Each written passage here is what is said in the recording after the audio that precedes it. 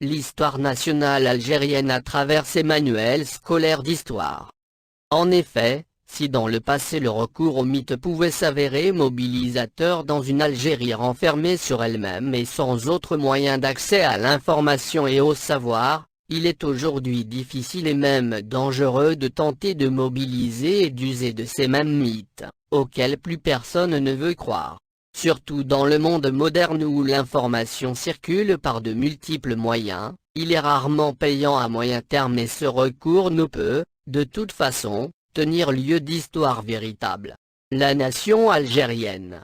Si dans les manuels d'histoire algériens on ne se pose jamais directement la question de ce que peut représenter la nation, elle a l'évidente unité que livre le mot Algérie.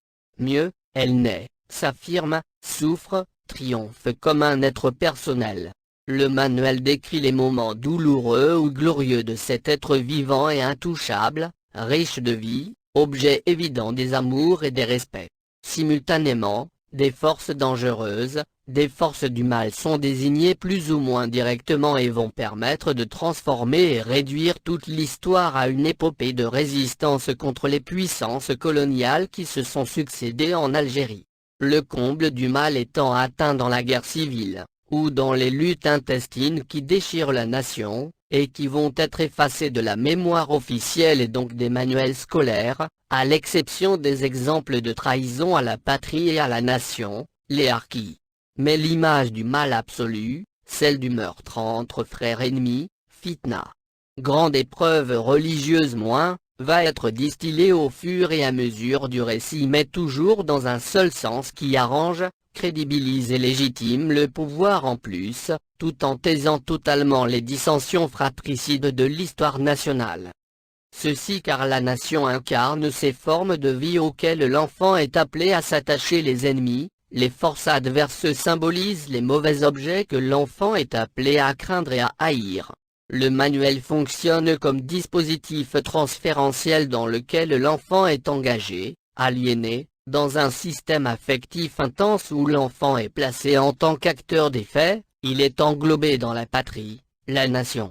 En effet, il est souvent fait appel à l'adjectif possessif pour désigner les biens et les personnes relevant de la nation, nos soldats, nos frères, nos troupes, nos terres.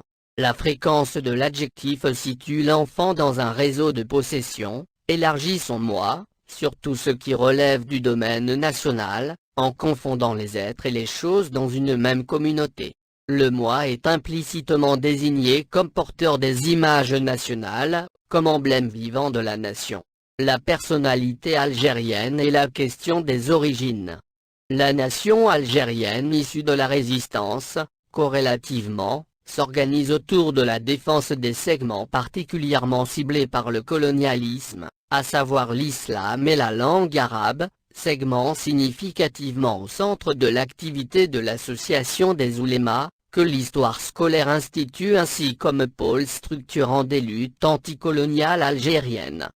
Le manuel tend à idéaliser l'identité nationale et à induire un mécanisme de refoulement des attachements ethniques, voire d'autocensure, car dans l'édification de la nation et de l'État, il y a plus urgent, l'union contre l'extérieur, le mal qui vient du néocolonialisme et de l'impérialisme, voire des ennemis de l'islam et de la nation algérienne. Les manuels répondent avec un soin extrême à la question des origines, fixant un point de départ, construisant des images claires d'un passé à la fois très lointain et néanmoins rassurant par sa cohérence. Quelles que puissent être les complexités des mélanges de races et de populations, l'enfant reçoit une réponse à la question inquiétante de l'origine. L'histoire nous enseigne que l'intolérance dans le monde est le pendant naturel de l'exagération du sentiment nationaliste dont il faut toujours craindre qu'il ne débouche sur l'intégrisme culturel et racial.